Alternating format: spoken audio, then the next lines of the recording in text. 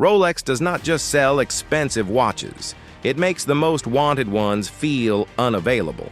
You can walk into a boutique with money ready, ask for the exact model you want, and still leave with nothing. Not because you lack interest, not because you cannot pay, but because access itself is part of the system. And that is the real Rolex advantage. Most people think Rolex wins because it makes beautiful watches, has strong history, and sits at the center of status culture. All of that matters. But those things alone do not explain why certain Rolex models feel more desirable the moment they become harder to buy. Because Rolex is not only selling the watch, it is selling the feeling that not everyone gets one. That difference matters. A normal company tries to remove friction. It wants the product available, visible, and easy to purchase. The easier it is to convert demand into sales, the better. Rolex works differently. The most wanted pieces do not feel fully open to the market. They feel filtered, delayed, protected. You are not simply choosing a watch off a shelf. You are entering a system where access feels selective. And once that happens, the meaning of the product changes. The watch stops feeling like a product anyone can buy. It starts feeling like something you have to be allowed into. That is why waiting matters so much. Because the wait does something powerful to the customer. It transforms desire into commitment. If you want something today and can buy it today, the transaction is simple. But if you want something, cannot get it immediately, and keep wanting it anyway, the object becomes bigger in your mind.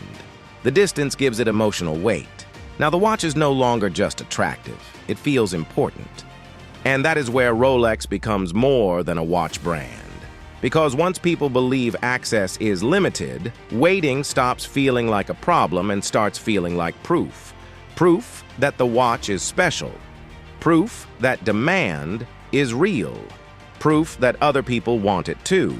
Proof that getting one means something.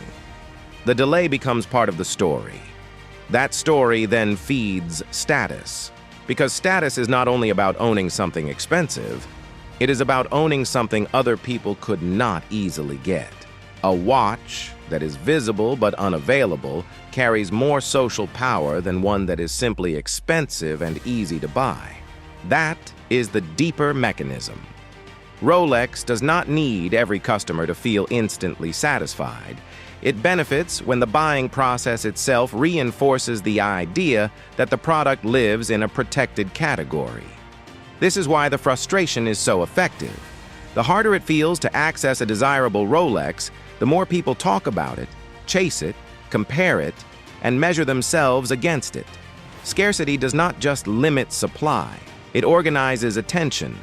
And attention is part of luxury, because luxury is not only built on materials, craftsmanship, or price. It is built on controlled desire.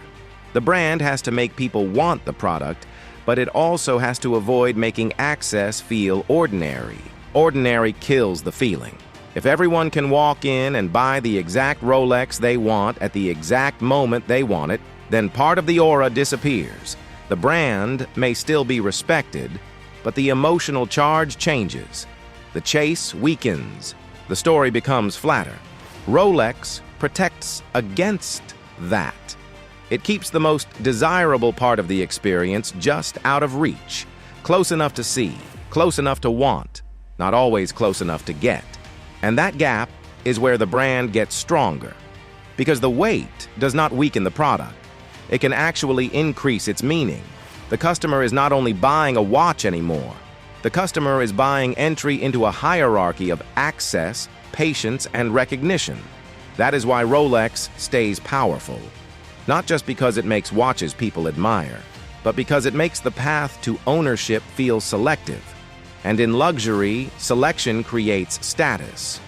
So the next time someone asks why people keep chasing Rolex, even when they cannot get the exact model they want, the answer is simple. Rolex does not just sell timepieces. It sells a world where access itself becomes part of the prize.